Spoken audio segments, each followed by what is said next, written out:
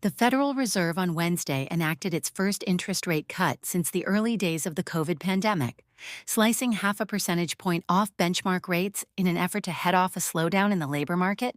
With both the jobs picture and inflation softening, the central bank's Federal Open Market Committee chose to lower its key overnight borrowing rate by a half percentage point, or 50 basis points, affirming market expectations that had recently shifted from an outlook for a cut half that size.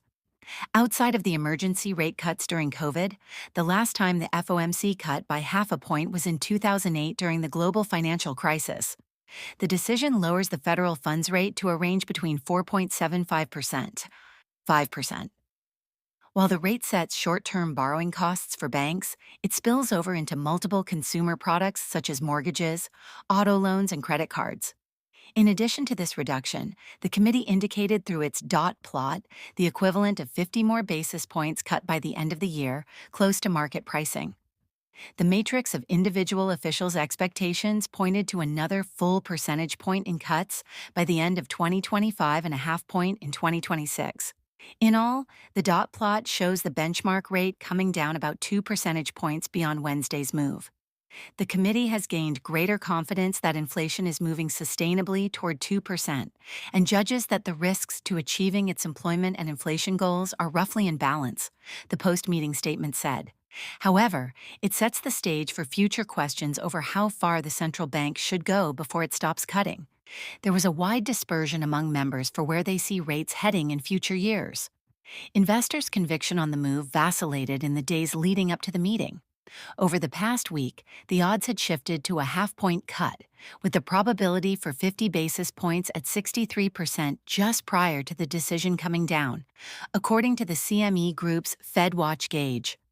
The Fed last reduced rates on March 16, 2020, part of an emergency response to an economic shutdown brought about by the spread of COVID-19. It began hiking in March 2022 as inflation was climbing to its highest level in more than 40 years, and last raised rates in July 2023. During the hiking campaign, the Fed raised rates 75 basis points 4 consecutive times. The current jobless level is 4.2%, drifting higher over the past year, though still at a level that would be considered full employment. With the Fed at the center of global financial universe, Wednesday's decision likely will reverberate among other central banks, several of whom already have started cutting.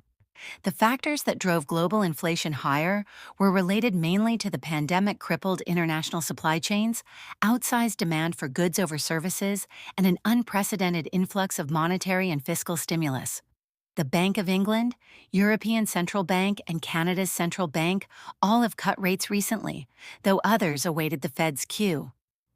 While the Fed approved the rate hike, it left in place a program in which it is slowly reducing the size of its bond holdings. The process, nicknamed quantitative tightening, has brought the Fed's balance sheet down to $7.2 trillion, a reduction of about $1.7 trillion from its peak. The Fed is allowing up to $50 billion a month in maturing treasuries and mortgage-backed securities to roll off each month, down from the initial $95 billion when QT started.